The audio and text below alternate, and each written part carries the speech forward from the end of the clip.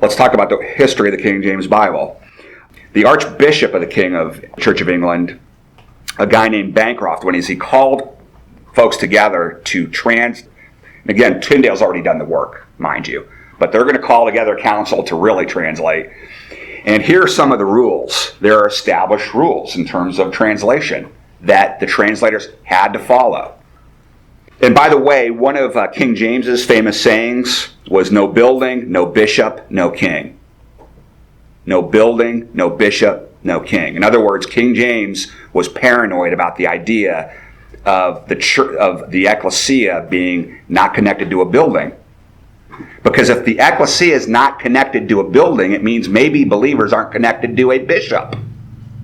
And if believers aren't connected to a bishop, they won't be connected to a king. And that's a problem.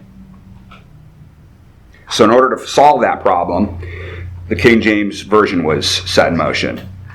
And here is the third rule of 14 for the King James Version of the Bible.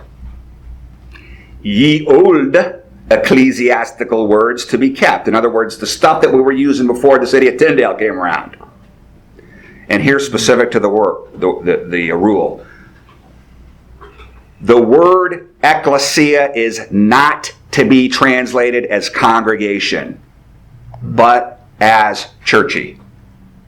That is why we use the term church so much today, because it's really, King James Bible really changed world history in a lot of ways.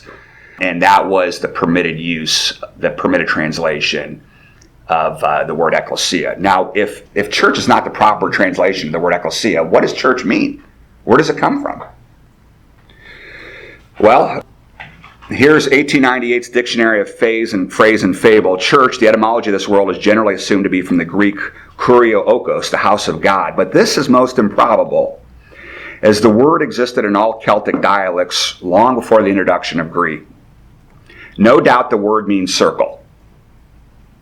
Places of worship among German and Celtic nations were always circular. So pagan nations in Europe always, think of a witch's coven, they're always circular. These pagan nations were using these circles. Here is McClintock's Encyclopedia of Biblical, Theological, and Ecclesiastical Literature, 1868. It was probably connected with the Latin word circus. Again, coming to this idea, it's a circle, churchy, circle. And this is Spence's Christian Dogmatics, 1889.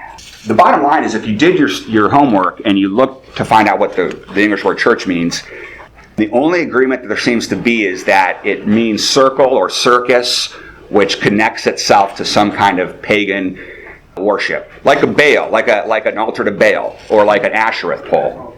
And so, for instance, as you take a look at this definition, you'll see that the author spends a lot of time trying to explain where the word comes from. But at the very end, you'll see at the bottom, there's an arrow I placed at the bottom of the text. A more probable derivation is from the Anglo-Saxon circi, or which later became churchy, which ultimately became church. A name applied to the big Stonehenge, a name applied to the stone circles used for druidical temples, and corresponding to the Old English church, or kirky, or churchy. Does anyone know what a druid is? Okay, does anyone know where the celebration that the United States is about to get in on? Halloween. Yeah, does anyone know where Halloween comes from? This is church. This is church.